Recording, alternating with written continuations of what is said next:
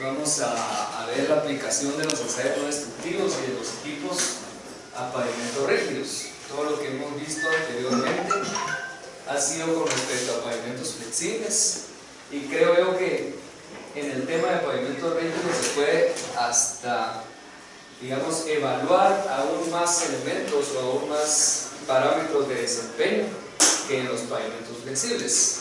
O sea, los equipos son bastante útiles para este tipo de pavimentos. Entonces, yo sé que la mayoría de pavimentos que se han construido últimamente han sido pavimentos flexibles, pero creo yo que hay un gran potencial principalmente para carreteras centroamericanas en el tema de pavimentos rígidos.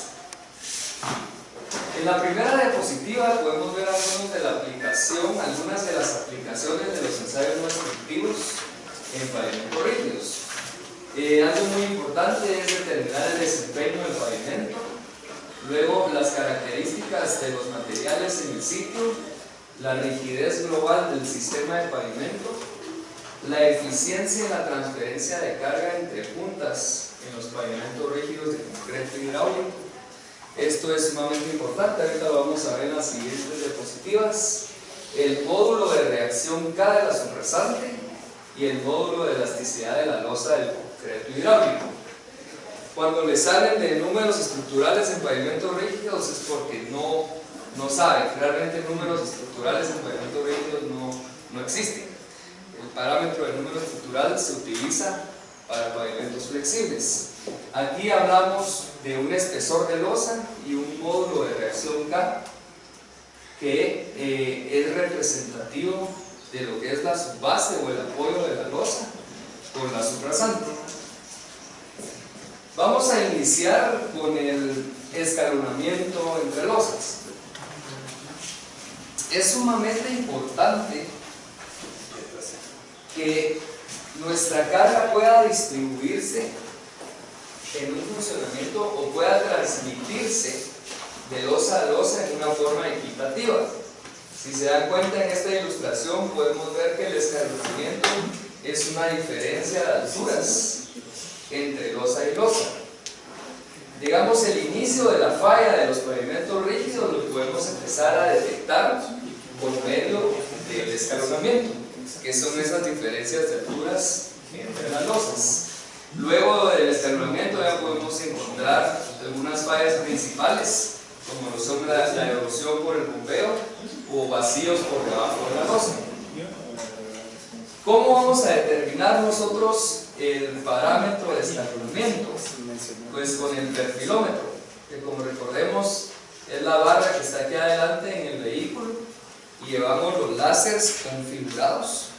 Tiene una opción para ponerla o ingresar la geometría de las losas, y este va determinando las diferencias de alturas que existen en las juntas. El parámetro de aceptación de escalonamiento, según normativa ASTM, normalmente es de 5 milímetros. Pueden ser 5 milímetros hacia arriba o 5 milímetros hacia abajo. Estamos hablando más o menos 5 milímetros. Eso es el parámetro, digamos, el umbral de aceptación. Si queremos ser más exigentes, le ponemos 3 milímetros. Y con eso sabemos que en un control de calidad controlamos el escalonamiento en 3 milímetros, vamos a cumplir con los 5 milímetros. Esto es un ejemplo de una medición del escalonamiento, y es que aquí hay algo muy importante, porque en pavimentos rígidos conviene más medir el escalonamiento entre losas que el IRI.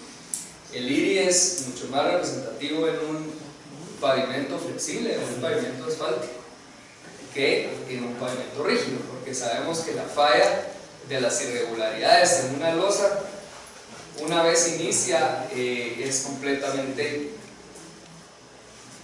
irregularidad bastante alta, y yo creo que representativo de un pavimento rígido es más el escalonamiento que el índice internacional de rugosidad. Por ejemplo, aquí vemos un ejemplo de un tramo en donde podemos ver una gran acumulación de escalonamientos. Cada uno de estos puntos simboliza una transición entre losa y losa. Y si se dan cuenta, no sé si alcanzan a ver aquí, se tiene menos 5 y más 5. O sea, se configura el equipo para que solo registre los datos que estén fuera del umbral más menos 5 milímetros. Entonces, digamos, entre los menos 5 y 5 no tenemos ningún dato registrado, y luego podemos ver que hay en el resto, pues, fuera de esos parámetros registrados escalonamientos. ¿Cuál sería la interpretación de este gráfico? Lo que podemos ver aquí es que hay una gran densidad de escalonamientos. Lo que podemos, si nosotros vamos a ver nuestro tramo o nuestras fotografías del tramo, esto está completamente fallado. Ya prácticamente presenta fallas de esquina, presenta fallas longitudinales, vacíos por debajo de la losa, etc. Por ejemplo, este punto que es alto tiene 25 milímetros de escalonamiento. Es un punto peligroso. Esto puede provocar un accidente, por ejemplo. Entonces, es una losa que se puede reparar. Obviamente esto es puntual, al igual que estas. Entonces, lo que hay que marcar... Solo una consulta. El parámetro de 5 milímetros se aplica tanto para losa corta como para pasajuntas. Digamos, en pasajuntas debería de ser más exigente, porque las novelas de transferencia mejoran el escalonamiento, ¿verdad? Entonces sí tiene que ser más exigente. Pero no hay una especificación para... No hay una especificación, digamos, que divida a ambas. Normalmente yo diría que 3 milímetros sería el parámetro de aceptación para novelas, sí. Entonces, uno de los parámetros más interesantes aquí es lograr detectar zonas donde ya se empieza a acumular la densidad de escalonamientos. Estas zonas pueden ser rehabilitadas previo a la falla, ¿verdad? Puede ser que se le incorporen novelas de transferencia para mejorar este escalonamiento. Y entonces para eso nos sirve este tipo de gráficas, lograr ver el comportamiento de los escalonamientos durante la vida útil, y donde se esté concentrando más el escalonamiento es donde nosotros debemos de hacer una rehabilitación y evitar a que llegue a esta concentración o a esta densidad de escalonamientos. ¿Y por qué es tan importante que el escalonamiento se mantenga por debajo de los 5 milímetros, más o menos 5 milímetros? Ya que esto afecta en la eficiencia de la transferencia de cargas entre losas, que a esto lo llaman como LTE o LT. La eficiencia en la transferencia de carga entre losas es un parámetro que está contemplado en el nuevo AASHTO mecanicista empírico. Entonces viene desde AASHTO 93, pero sigue estando presente en el mecanicista empírico. Entonces, ¿cómo funciona? Esto es bastante sencillo. Nosotros tenemos, por ejemplo, el deflectómetro, y vamos a tener una losa. Vamos a tener aquí la otra losa. Mira, una consulta. Sí. Por ejemplo, en el sistema tradicional de dovelas, la transferencia de cargas a través de las dovelas, ¿no? Sí. ¿Y cómo funciona entonces en las losas cortas la transferencia de carga? Digamos, en las losas cortas, como no lleva ningún elemento de ¿Cómo transferencia, funciona esto ahí? básicamente es por trabazón. Se supone que el aladeo es mínimo y no debe haber. Exacto, se supone. El aladeo es el mínimo. Pero la Entonces no debería haber, ¿no? la medición de la transferencia de cargas debe... Pero sí hay transferencia de carga. Sí, hay transferencia. Lo que pasa es que probablemente ahí es donde, por ejemplo, con dovelas va a ser del 95-97%, y sin dovelas va a ser del 85-88%, 90 a veces. En losa corta Es más probable que falle. En losa corta no hay transferencia de carga, es independiente. digamos, el concepto de la losa corta es que se reduce para que solo un set o un sistema de un eje quede dentro de la losa. Y entonces ahí es donde tenemos, como usted dice, sí, no hay transferencia, pero El objetivo de la losa corta es reducir el alabeo de la losa exactamente, por temperatura. sí. Digamos, yo sí realmente no soy partidario de ese sistema. Ese sistema tiene demasiadas deficiencias. Esto que estamos hablando nosotros es Ashton.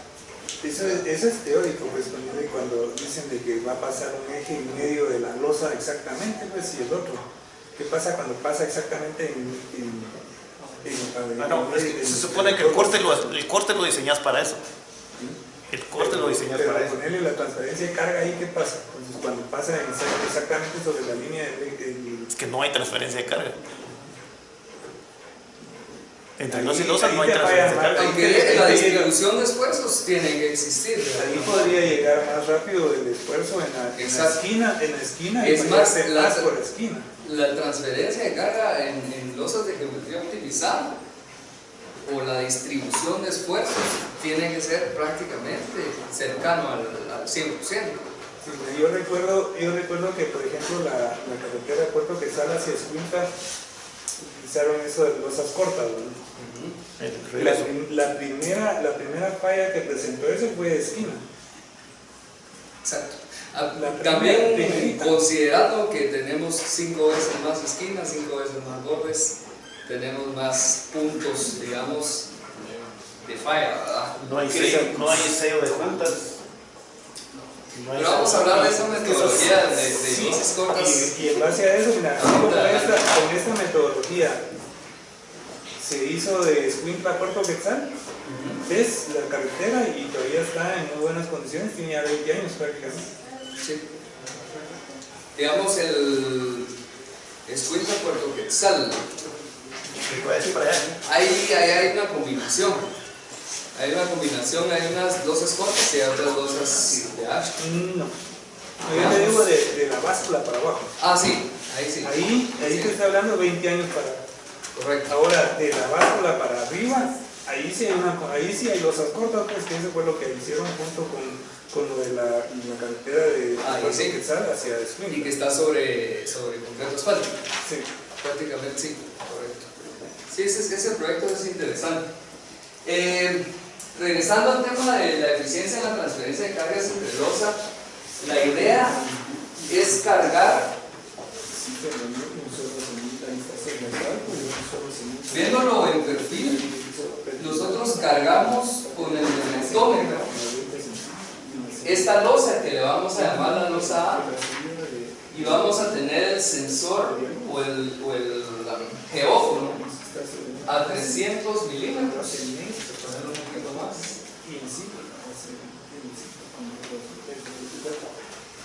A la hora de aplicar la carga, nosotros vamos a medir qué transferencia o qué porcentaje de eficiencia esa carga se está transmitiendo a la otra losa. Entonces nosotros vamos a tener esta ecuación que es bastante simple, que es eficiencia en la transferencia de carga, sería la deflexión registrada a 300 milímetros dividido la deflexión central, que es la de la losa cargada, y eso multiplicado por 100. Entonces hagamos de caso que nosotros tenemos una deflexión registrada a 300 milímetros de 396 micrómetros y tenemos una deflexión registrada en la losa cargada de 425 micrómetros. Si alguien me pudiera ayudar ahí con el 396 dividido 425 por 100, nos da un porcentaje de eficiencia en la transferencia de carga de 93.18.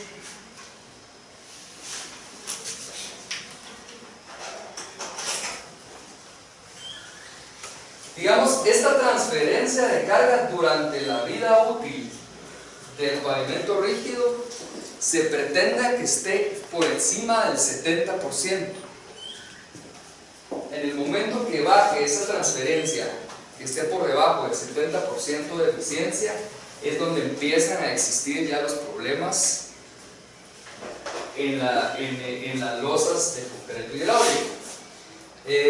Normalmente para un pavimento nuevo, como mencionamos, se debería de existir un LTE arriba, se debería de exigir un LTE arriba del 90%, para que nosotros mantengamos durante la vida útil el 70%, que también está en normativa ASHRAE.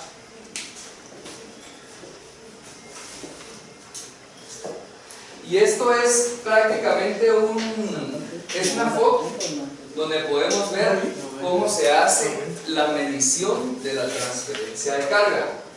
Como les decía, una de las losas se carga y se toma la deflexión central, y la otra es la que está a 300 milímetros.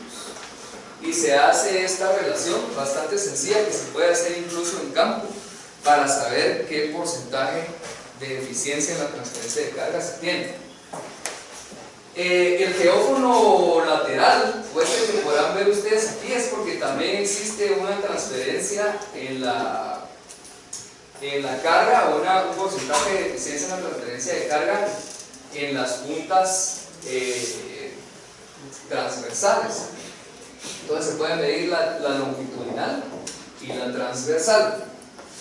En el momento que existan dovelas de transferencia, el LTE debería de ser, o tiende a ser, más alto.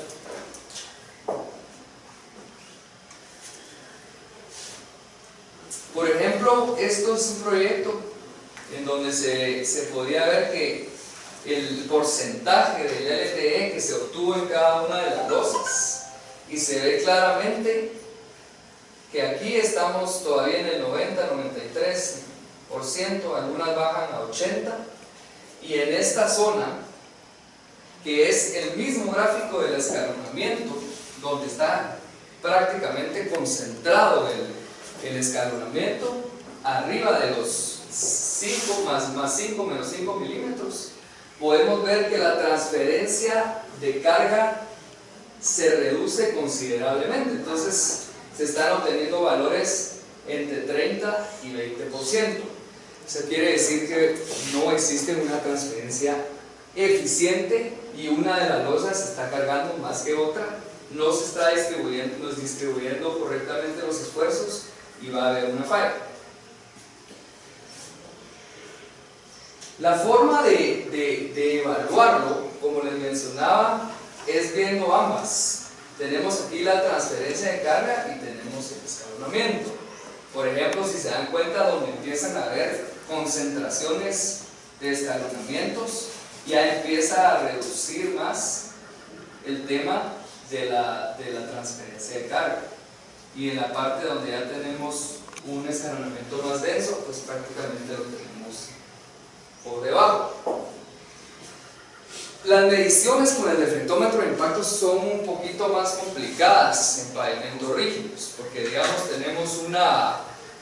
tenemos varios puntos de ensayo. Vamos a poner una losa en planta, y esa losa la podemos evaluar en el centro,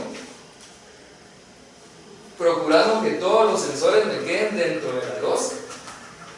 Digamos que esta es la celda de carga del equipo, y estos son los sensores en planta, y evaluando la losa en el centro, yo puedo conocer el módulo de elasticidad,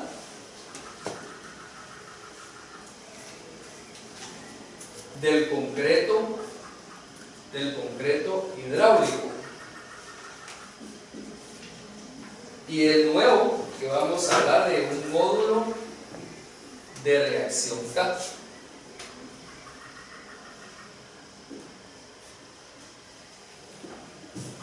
Y básicamente estos dos parámetros, si hablamos de ASHTO 93, son los que nos rigen el tema de diseño de pavimentos rígidos. Estamos hablando de hacer una medición en el centro de la losa. Sabemos el módulo de elasticidad del concreto hidráulico para saber si el concreto está en buenas condiciones, y el módulo de reacción K, que es una combinación entre su base y su rasante, o el apoyo. Si fuera un concreto asfáltico, por ejemplo, que se tiene de base, eso nosotros obtenemos un módulo de reacción K mayor. Digamos, el módulo de reacción K es el representativo que está debajo de la losa. Esto está en parámetros de densidad, que está en PSI, que es libras por pulgada cúbica.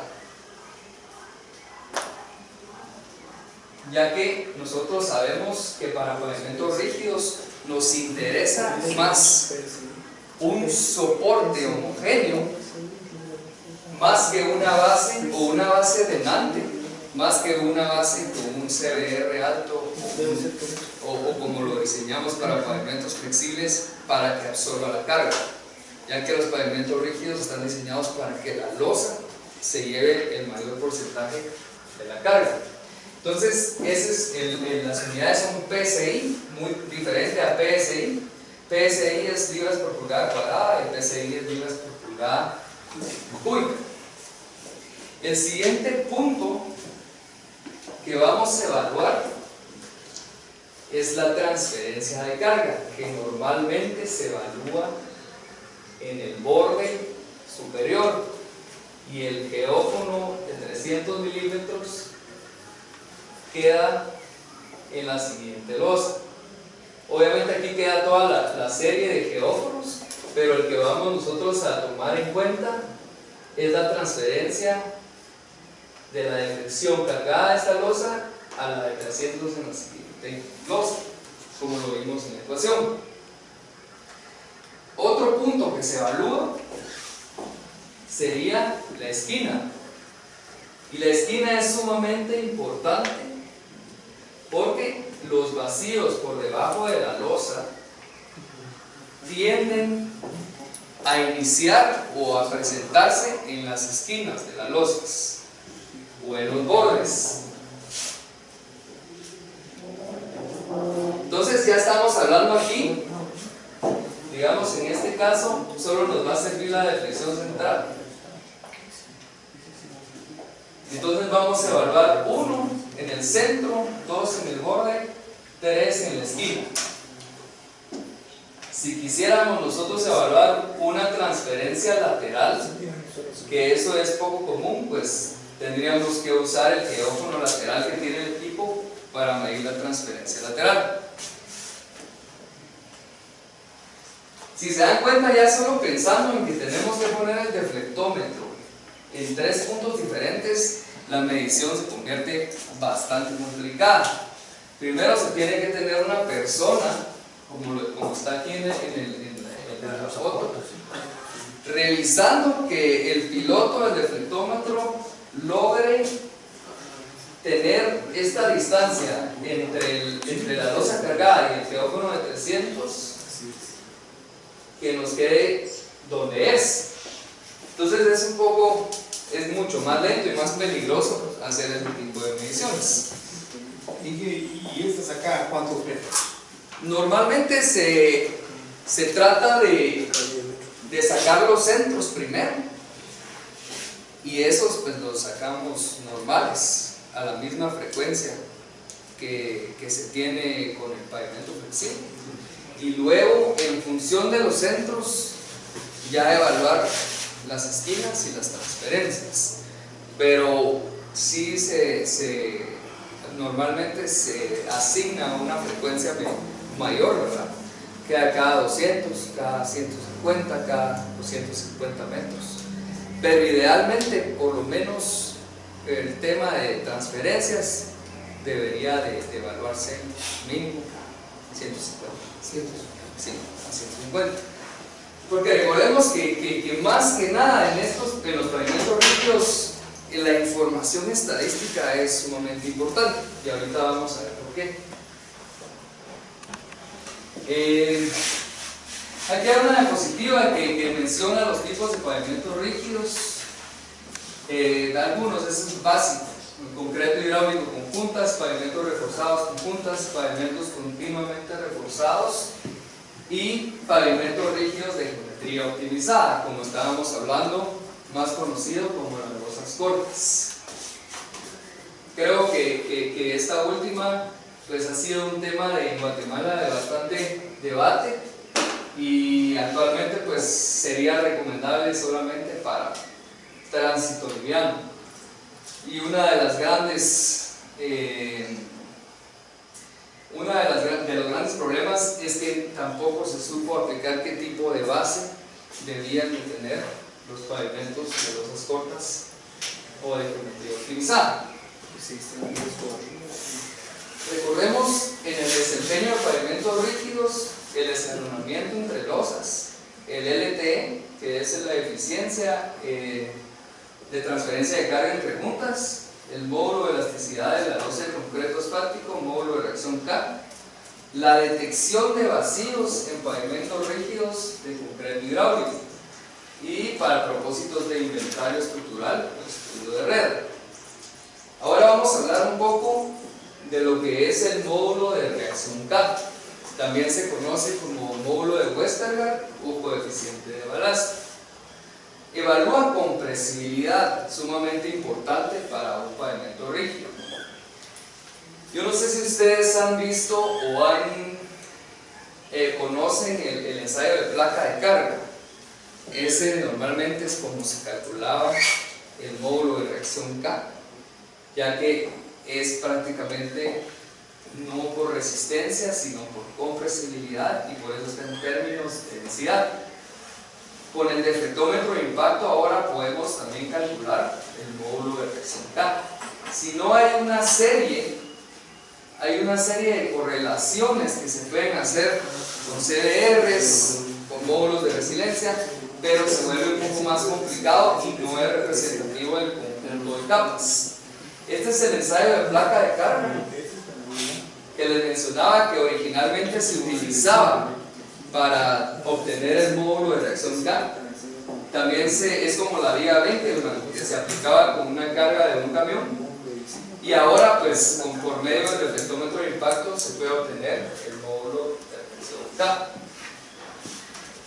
Por medio de un deflectómetro liviano, ya ustedes lo conocen, también se puede obtener el módulo de reacción K. ¿Cuáles son los K o los valores K comunes en los diferentes tipos de suelo? Por ejemplo, si tenemos aquí el A1 al A3, que son los suelos bien gravados, las gravas con arena, tenemos K de diseño entre 300 y 450, son Ks bastante buenos, bastante altos. Si nos vamos a un suelo un poquito más arenoso, con poca grava, ya nos puede bajar. Bueno, si se dan cuenta aquí también un A24, un A25 puede estar hasta los 500. Y aquí prácticamente en los vinos o en las arcillas, ya dependiendo de la subrasante, ya podemos tener gas de 25 a 220. Eso está en libras por pulgada cúbica. Y aquí les dejo en la presentación una tabla donde ustedes pueden guiarse más o menos de qué gas pueden tener en función de los suelos que tengan. El pavimento rígido funciona a través de un área de cuenco de flexiones que está definida por el deflectómetro de impacto. Digamos, tenemos una carga y las diferentes deflexiones, y con eso calculamos un área de lo que es el cuenco. Lo que pretendemos nosotros es calcular un radio de rigidez. Digamos, estas son todas las ecuaciones para lograr llegar a calcular el módulo de reacción K. Si se dan cuenta, el radio de rigidez está en función del área que se calculó por esta ecuación. Yo les dejo estas ecuaciones en las diapositivas porque creo que es mucho más sencillo que las puedan ver ahí y no resolverlas en el pizarrón. Si se dan cuenta, el área depende de las deflexiones que obtenemos por el FWD. Esto está en pulgadas, entonces realmente sería de presión a 0, de presión a 300, de presión a 600, de presión a 0, 0 y de presión a 900. Entonces ya con esa información nosotros calculamos el área, luego calculamos en función del área el radio de rigidez relativa y por último, ya teniendo este valor, podemos obtener el módulo de reacción K. Ya no necesitamos aplicar el ensayo de placa de carga, sino lo obtenemos por medio del deflectómetro de impacto. Como ya tenemos el radio de rigidez relativa, el μ, que este U es μ, del concreto, y tenemos el K y el espesor de la losa, por medio de esta ecuación calculamos el módulo de elasticidad de la losa del concreto hidráulico. Entonces aquí, por medio del retroanálisis en pavimentos rígidos, calculamos módulo de elasticidad del concreto, módulo de reacción K, que depende de lo que tenemos abajo, y bueno, básicamente con eso el área del cuenco, con eso nosotros podemos ya saber si nuestro problema está en el concreto o por debajo del concreto. También hay una corrección que se hace para evaluar los recapeados asfálticos sobre pavimentos rígidos, que también han sido bastante criticados o ha sido un tema de debate este tipo de pavimento combinado, pero AASHTO contempla una corrección para poder aplicar las mismas ecuaciones para recapeados de pavimentos asfálticos.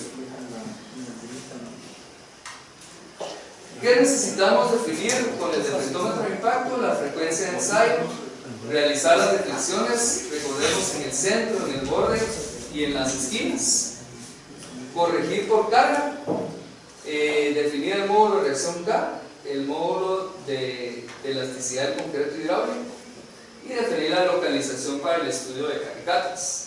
Obviamente aquí es un poco más complicado porque las calicatas pues, se necesitaría una cortadora prácticamente.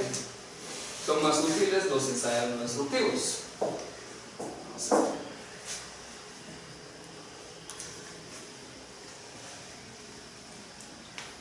Ahora vamos a ver la aplicación del georradar en los pavimentos rígidos.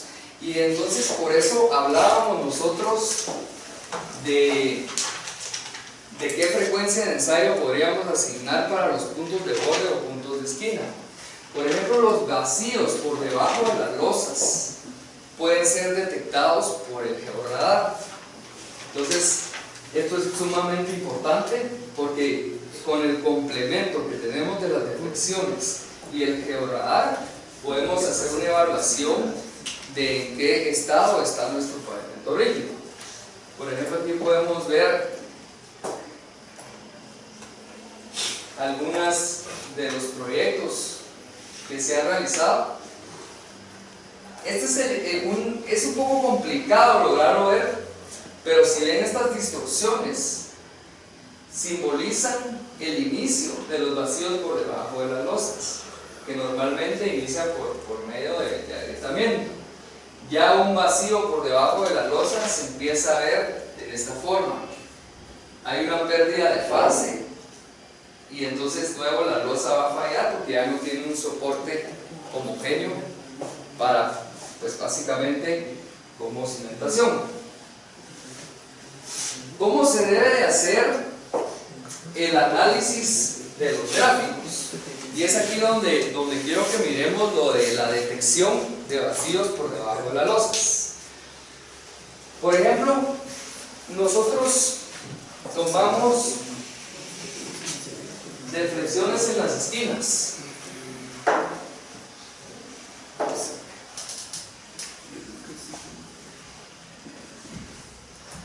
Vamos tomando deflexiones en las esquinas y las graficamos. Vamos a tener un comportamiento de esta forma. Tenemos aquí un XY donde tenemos estación y luego tenemos acá deflexión en las esquinas. Y es bastante simple. Por ejemplo, vamos a tener una deflexión promedio de 300 micrómetros, por ejemplo. Y va a empezar de esta forma, va a haber un poquito. Y de repente vamos a tener un punto en alguna estación que se nos va a disparar más o menos a unos 1000 micrómetros. Entre 700 y 1000 micrómetros. Luego va a volver a nuestra deflexión promedio que está en 300. Y nosotros sabemos que en estos puntos muy posiblemente tenemos un vacío por debajo de la losa. Existen correcciones para hacer estos vacíos por debajo de la losa si todavía es apto para hacerlo. Es una inyección de lechada para volver a darle el soporte que necesita la losa.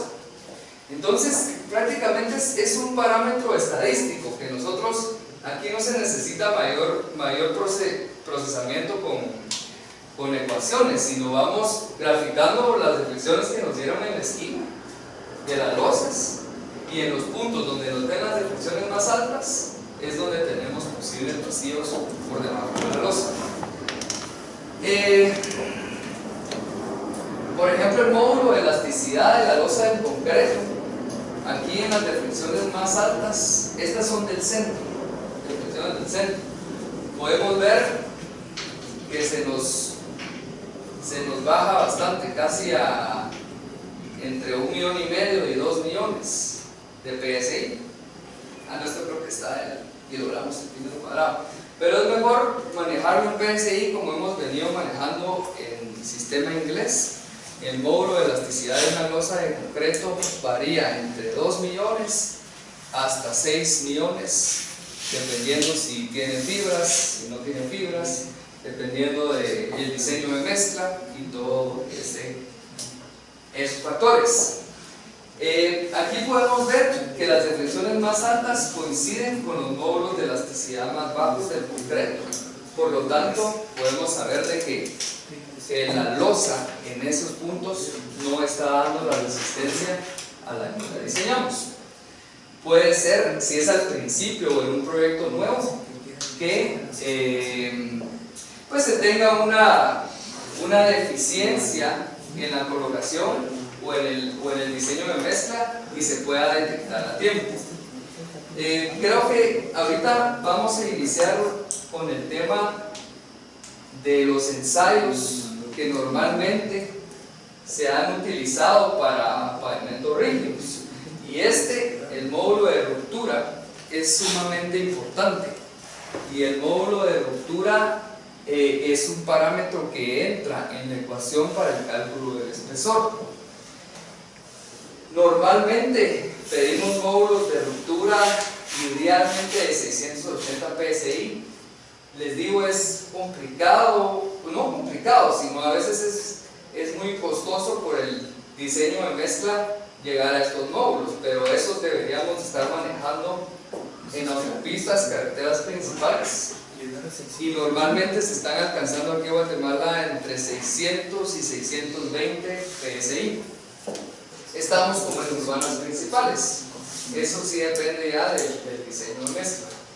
Hay algunas correlaciones, por ejemplo con el deflectómetro nosotros tenemos módulo de elasticidad que es este y podemos calcular por medio de esta correlación nuestro módulo de ruptura.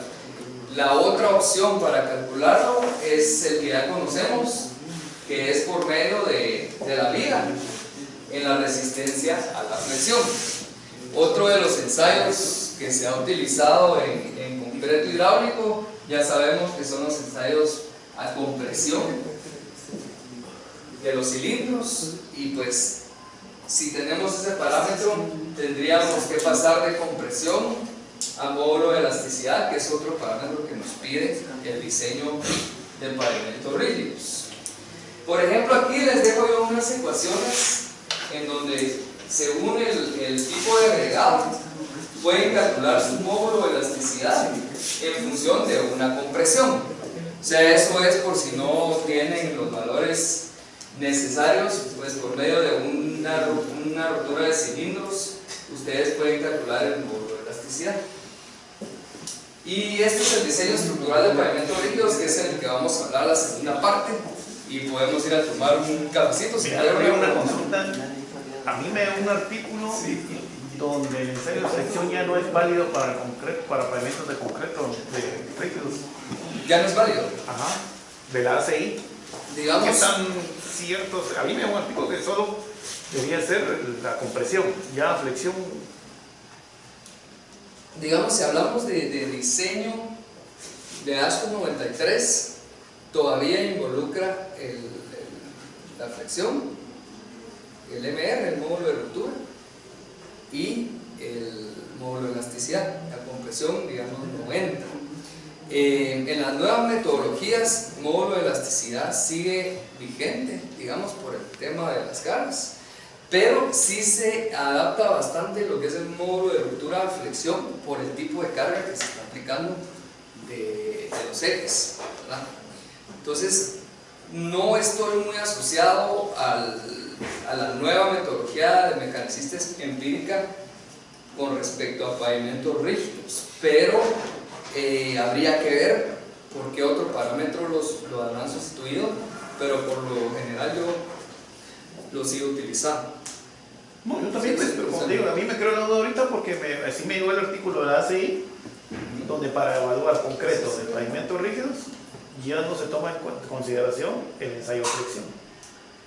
Por el tipo de evaluación, porque tienes que sacar un parámetro de comparación, tienes que todo ese juego, ¿no? Sí, cabal. Pues al final de cuentas se podría utilizar las correlaciones que pone ASCO para ensayos no destructivos, que es por medio del módulo de elasticidad, ¿verdad? Pero sería bueno que nos compartiera ese artículo para seguir actualizándonos en ese sentido. Eso me lo pasaron hace como 5 años. Sí, está. Ya. Y hace 5 años me están diciendo que no es valedero la flexión. Sí, hay que leerlo, hay que ver qué es lo que discute el artículo, y si es de la CI, seguramente sí es un parámetro nuevo el que están incorporando, algún otro tipo de ensayo, digamos, ¿verdad? Más que Déjame ver si lo encuentro. Ya para llegar al módulo ese de 680, ¿qué concreto qué resistencia? ¿5800 o 5500? normalmente sí, normalmente van arriba de los 5000. de los 5000. Sí, o sea, es más costoso, es más caro. Digamos, la cantidad de sacos que se va a colocar en la mezcla, el cemento, el porcentaje de cemento, el tipo de cemento, el tipo de granulometría. Regulación AC. Normalmente ACI 330, ¿verdad? Lo que te Que manda.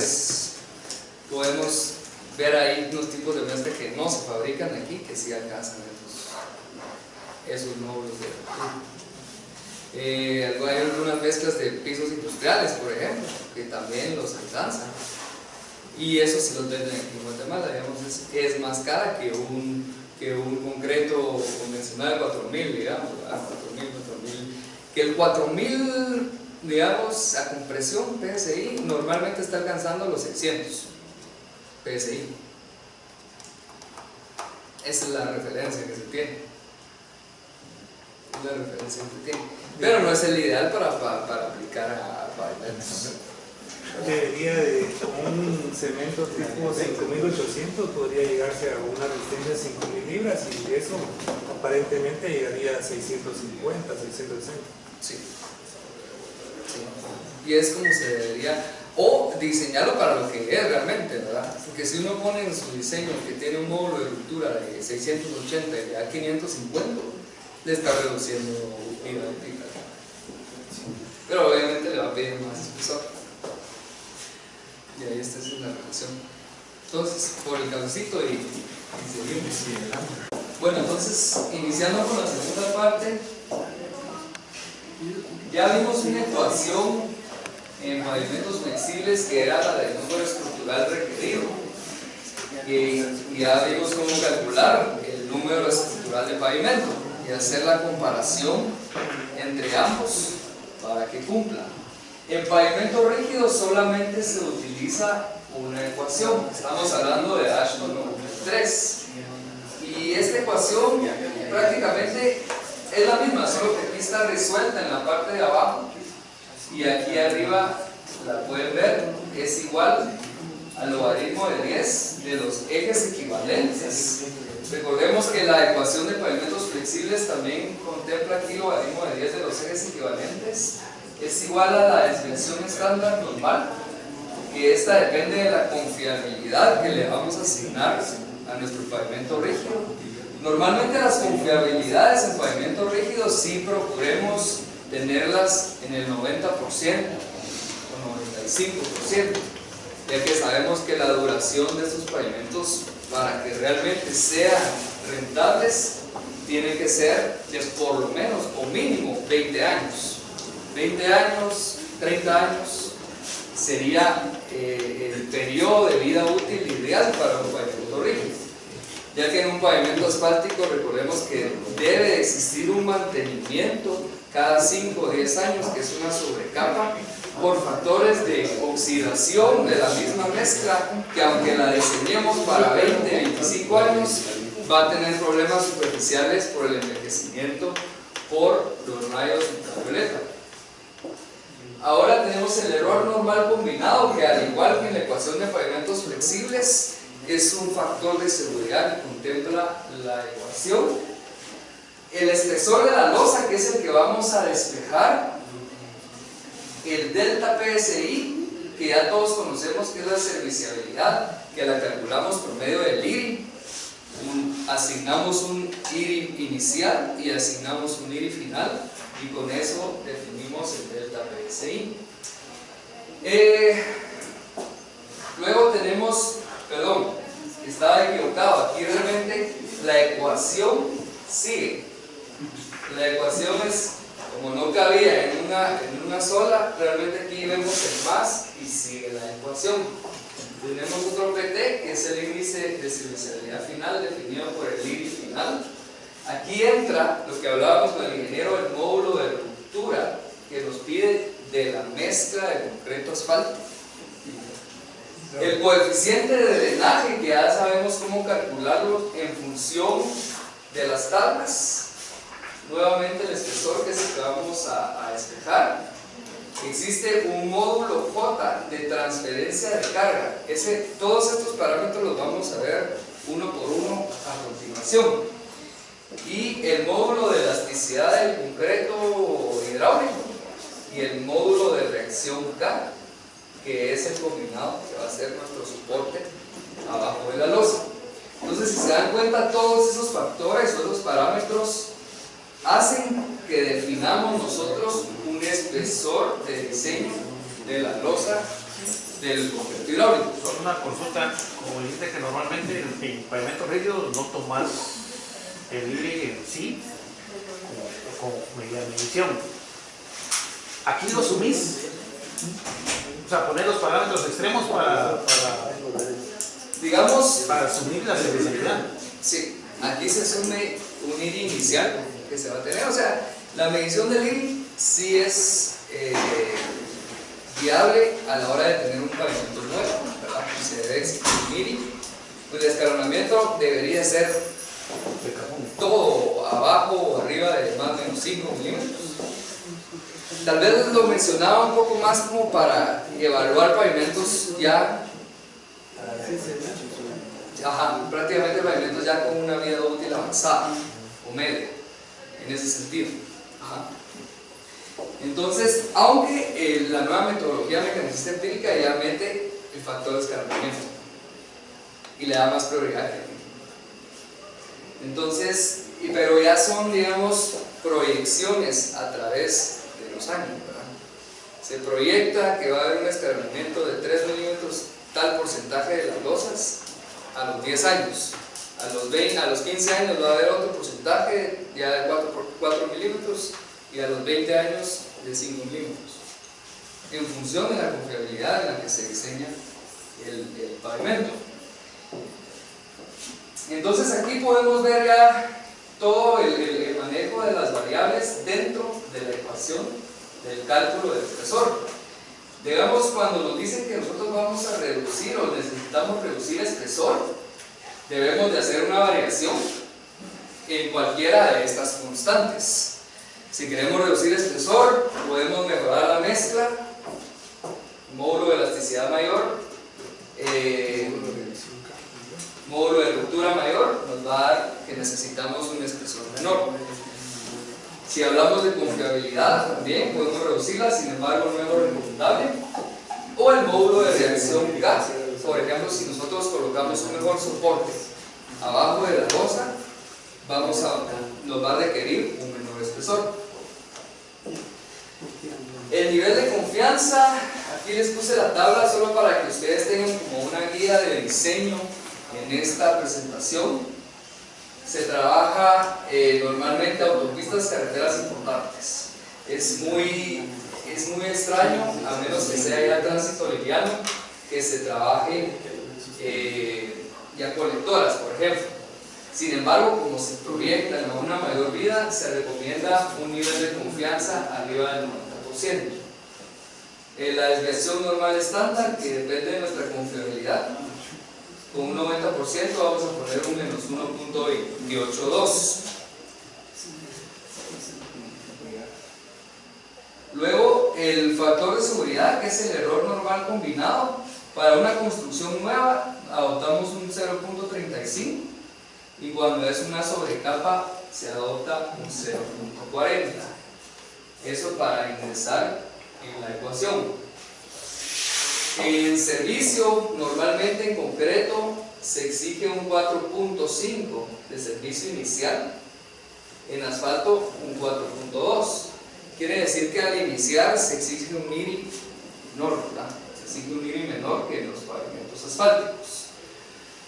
Y el índice de servicio final depende mucho de qué tipo de carretera sea.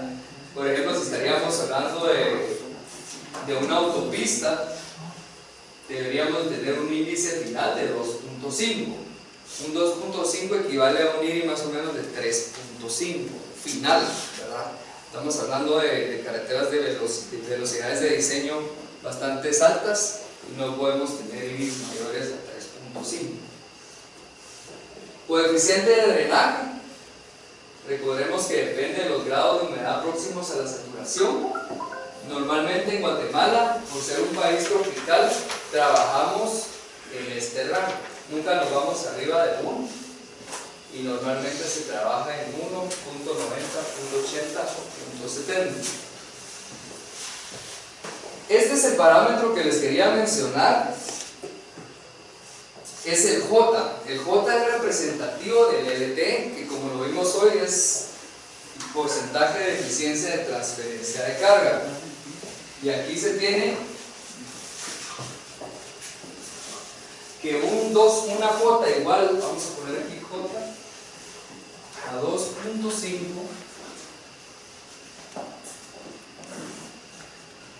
equivale a un LTE porcentaje, ¿verdad? LTE mayor a 90%. Si nosotros ponemos un J 3.0, tenemos un porcentaje de LTE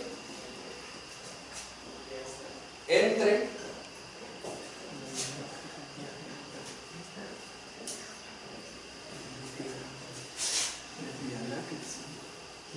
90% y 80%. Y un 3.5 de J, estaríamos hablando de un LTE mayor a 70% o menor a 80%. Ya sabemos que el LTE lo vamos a comprobar poniendo el reflectómetro en una de las losas cargadas y midiendo su transferencia hacia la otra losa. Es así donde ya empezamos a meter parámetros mecanicistas dentro de Ashton 93. Es donde nosotros calculamos nuestra J por medio de, obviamente si es un pavimento nuevo, tenemos que asumirla. Lo que sí podemos es durante la ejecución comprobar que esa cuota o que esa transferencia de carga se esté cumpliendo, porque el diseño está en función de eso. Y si no, llegar a recalibrar el diseño, decir, mire, no está cumpliendo con eso, tenemos que aumentarle 1 centímetro, 2 centímetros a la losa para poder cumplir. Ya sabemos que en concreto hidráulico 1 o 2 centímetros, 3 centímetros son realmente bastante. Entonces, las dimensiones de la losa, digamos, en función del tema estructural o del diseño del espesor de la losa, contemplan los factores que vimos anteriormente. Ya sabemos que el módulo de elasticidad lo podemos también comprobar en campo, el módulo de ruptura, o hacemos una correlación, o tenemos un ensayo para determinar. Y luego nos vamos al tema de dimensiones de la losa. Existen varios criterios para determinar la longitud, digamos, o la geometría de las losas. Estos son los que contempla Ashton 93, que es 25 veces el espesor de la losa. Es el diseño de las dimensiones X y Y. Luego se tiene el ancho del carril por 1.25. Y estos dos criterios, nosotros se toma el menor valor entre estos dos criterios. Aquí había otro criterio, sin embargo, segundo sería aquí, y se debe de cumplir con una relación de esbeltez, que es el largo partido del ancho debe de ser menor a 1.25. Digamos, estos son prácticamente unos parámetros de esbeltez que Ashton contempla para definir los espesores. Estamos hablando de metodología Ashton, ¿verdad? También les voy a dejar aquí en la diapositiva unas recomendaciones para la selección de los pasadores de carga. Hay un cálculo también de esfuerzos en las esquinas, en los bordes y en el centro, que también vamos a verlo por carga, por temperatura, pero eso sí entraría ya en otra ocasión, no en la siguiente clase, sino en otra ocasión. Y entonces nosotros definimos si nuestro sistema o nuestro pavimento necesita pasadores de carga. Aquí se tiene una tabla que en función del espesor de la losa, nosotros podemos definir la longitud, la separación entre centros y el tipo de varilla que debemos de tener. Recordemos que si es una dovela, es una varilla lisa. No podemos tenerla colgada ya que necesitamos el juego. Aquí se tiene un ejemplo de un armado de pasajuntas, creo que podemos verlo tal vez. También aquí hay unas recomendaciones para barras de anclajes. Tienen aquí la tabla. Es sumamente importante que un pavimento de concreto, para su buen funcionamiento, debe de estar confinado o debe tener un soporte lateral. El confinamiento lateral es indispensable para el buen desempeño de las losas. Aquí se tiene una ilustración de la colocación de una dovela. Como pueden ver, aquí la junta es 100% efectiva. En este caso, si hubiera escalonamiento total, es una junta 0% efectiva. Pero ahora ya sabemos nosotros calcular el LTE o la eficiencia en la transferencia de carga por medio del deflector de impacto. La instalación en las juntas de los pasadores normalmente se colocan en H medios a la mitad del espesor de las losas. Hay losas, digamos, con espesores muy bajos que no aplican a las dovelas. Esto es un arma, digamos, una armadura correcta, al igual que esta. Vamos a ver algunas fotos.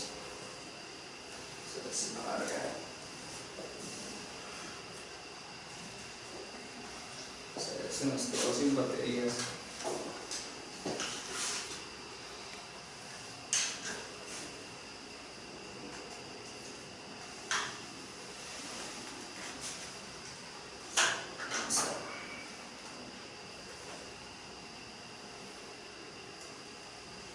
Por ejemplo, se han encontrado armaduras así, ¿verdad?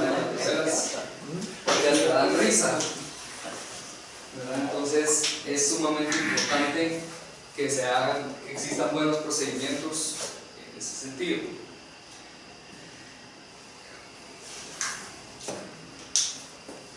Lo que les mencionaba, los pasadores deben ir colocados a una profundidad de H medios. Hay algunas excepciones. Bajos espesores no deben de llevar pasadores. Debe de comprobarse y H octavos define el diámetro de la varilla a utilizar, pero para eso ya se tiene también el tema de la tabla. Los esfuerzos por temperatura es importante dividirlos, que existe un alabeo diurno y un alabeo nocturno. El alabeo diurno es crítico en el tema de tensión superficial y el alabeo nocturno es más susceptible al tema de compresión, esfuerzos por compresión. Hay una ilustración también que tiene contemplados los esfuerzos por tensión o compresión.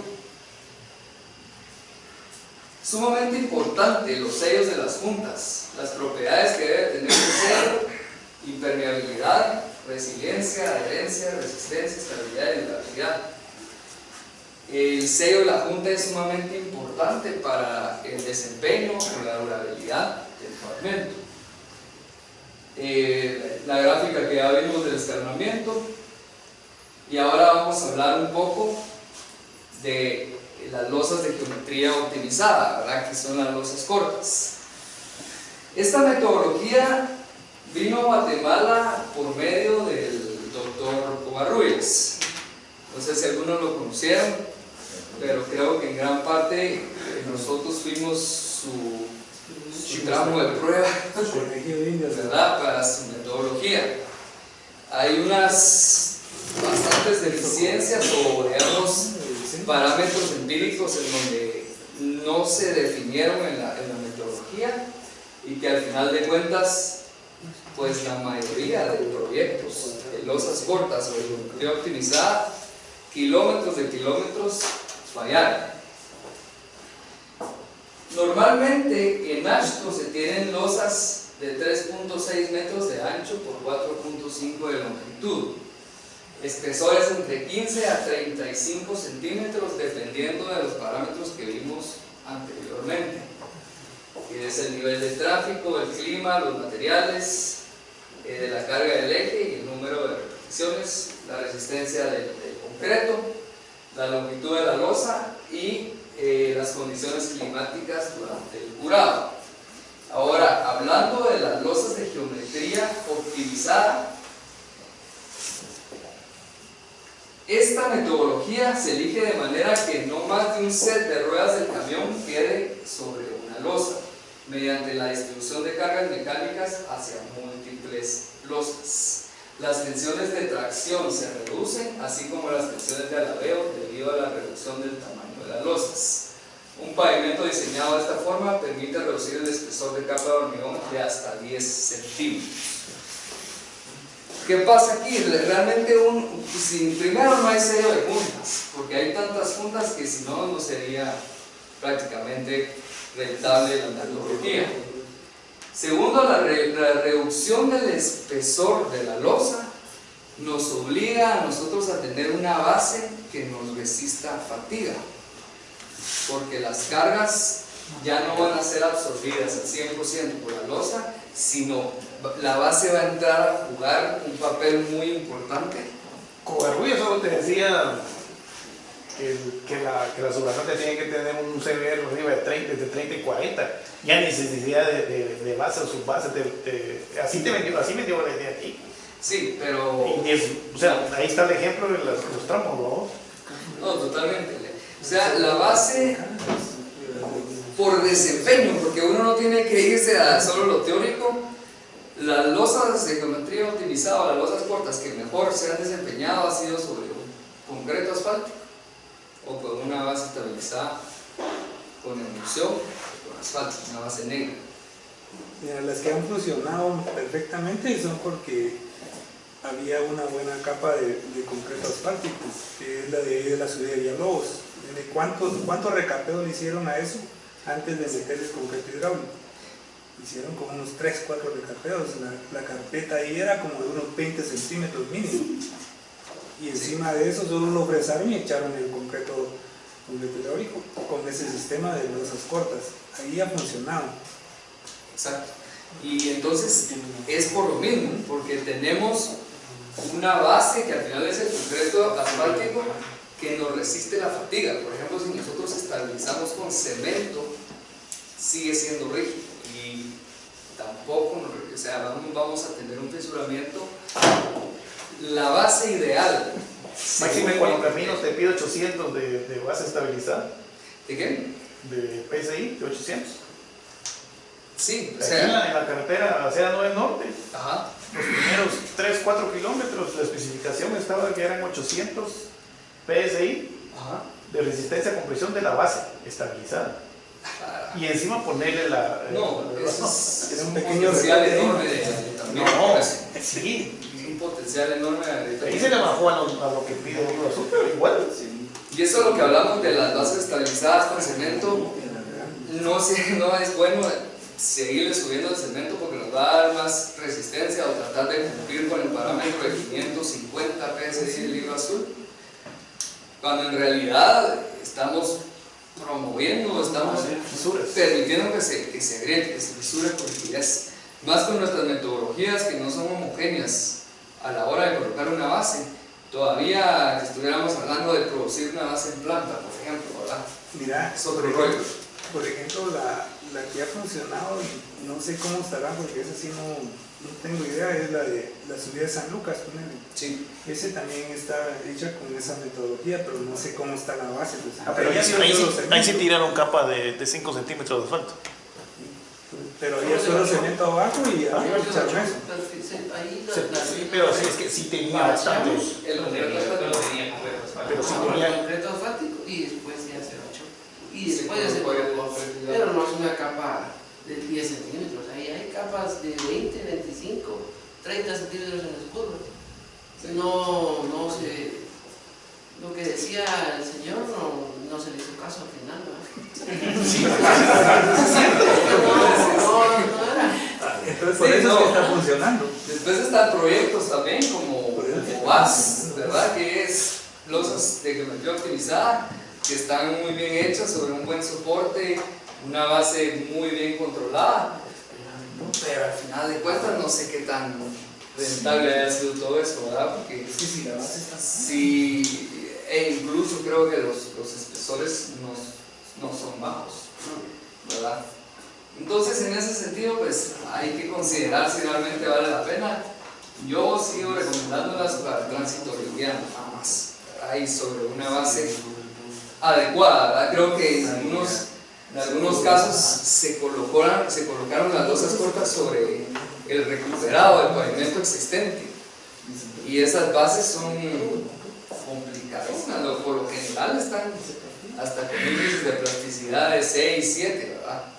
Entonces ya solo eso es falla, ¿verdad? Y falla temprana, ese es el problema. Y el concreto hidráulico es escandaloso, ¿eh? No es como el flexible, que es más amigable en ese sentido. El concreto te falla ya. Ya se fue esto. El concreto falla y vámonos, en los próximos 2 años tenemos todo el tramo listo para hacer un procedimiento de rehabilitación. Hay unas nuevas metodologías que se están, digamos, tratando de incorporar a Guatemala por las fallas que se tuvo en las losas de geometría optimizada, que se llaman microfracturación o root slicing en inglés. Consiste en una máquina que va fracturando completamente todas las losas falladas y las convierte en una base, como que si fuera una base triturada, ¿verdad? Pero no es una base triturada, sino la misma fracturación traban los agregados y sobre eso están colocando el pavimento asfáltico. la carpeta de concreto asfalto. Entonces, es una metodología que ha funcionado en Estados Unidos, lo han hecho bastantes. Sin embargo, aquí en Guatemala no sé qué tanto aplique, porque las losas están tan falladas que ese procedimiento funciona. Tenemos una losa, por ejemplo, y la va fracturando.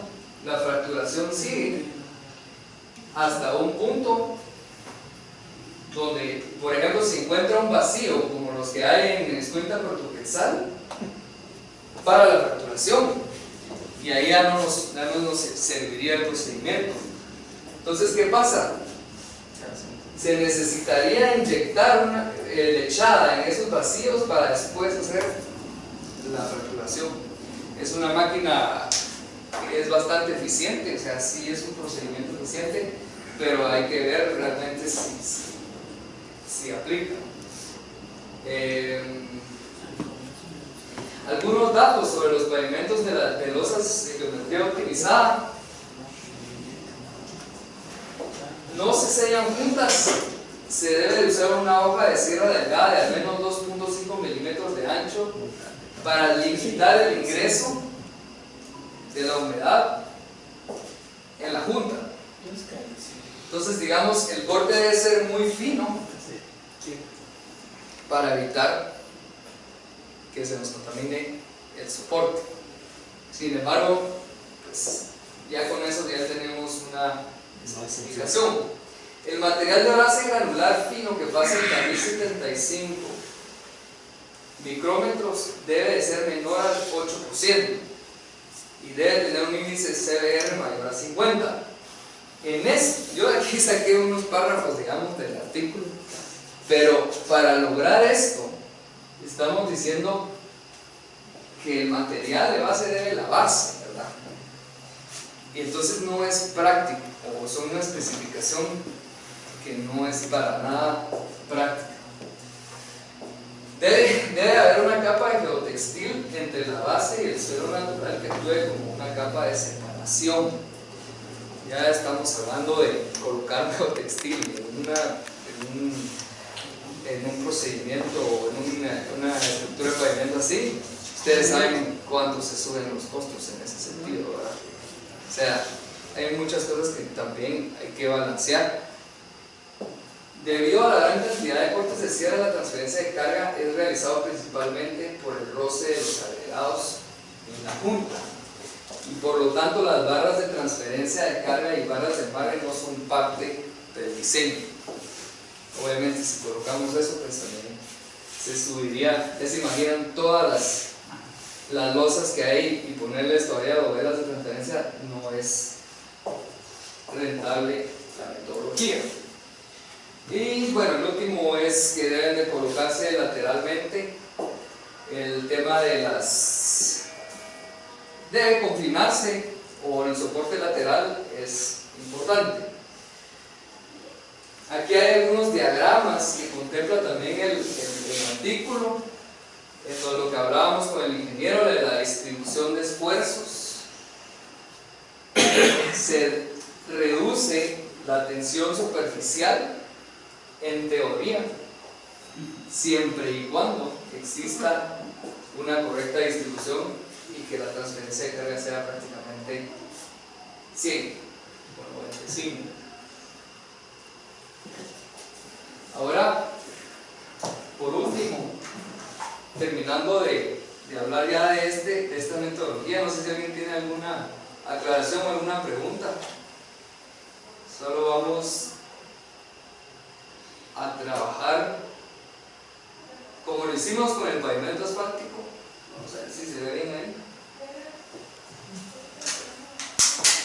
Regresemos a AASHTO y vamos a trabajar un diseño con la ecuación que está en la presentación del espesor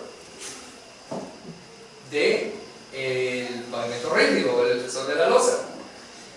Por ejemplo, obviamente ahí pues es una gran losa, ¿verdad? Pero porque la tenía así. Normalmente sí tenemos 25 millones de ejes equivalentes, porque estamos en una centroamericana, por ejemplo, que la estamos proyectando a unos 20 años de vida, 20, 25 años de vida. La confiabilidad está en 90, el K de diseño es de 256. Hagamos de caso que vamos a tener un mejor K, que es 350. El SO, ya sabemos que es el factor de seguridad, en este caso es representativo de un pavimento nuevo. El IRI de diseño,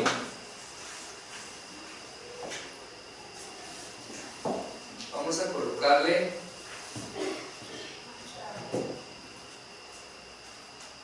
2.0 metros por kilómetro.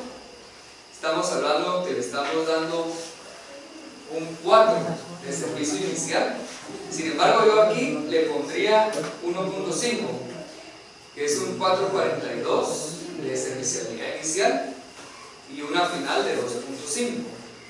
El delta PSI, que es la diferencia entre ambas servicialidades, y el módulo de ruptura, que en este caso está en 663. Eso nos lo tendría que dar el proveedor de la mezcla, o si lo estamos haciendo, realizar los ensayos correspondientes. El módulo de elasticidad también tenemos en este caso que asumirlo, pongámosle 4.500.000. Si se dan cuenta, yo aquí tengo enlazado el módulo de ruptura con el módulo de elasticidad.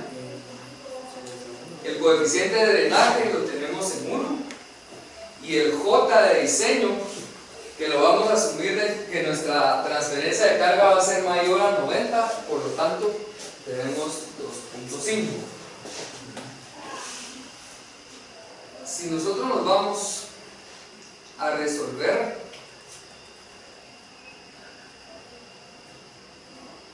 nos pide una losa de 25 centímetros, si se dan cuenta. 25 centímetros para estos parámetros que nosotros podemos ir recalibrando o calibrando en función de los materiales que vamos a usar, la confiabilidad, el tránsito, el periodo de vida. Estamos hablando que para 25 millones de X equivalentes. Recordemos que el tiempo depende de eso, ¿verdad? Es de nuestro estudio de tránsito. Una losa de 25 centímetros sería la adecuada para nuestro pavimento. Nuestro soporte de la losa debe de cumplir con un módulo de reacción K de 350 libras por pulgada cúbica, PSI.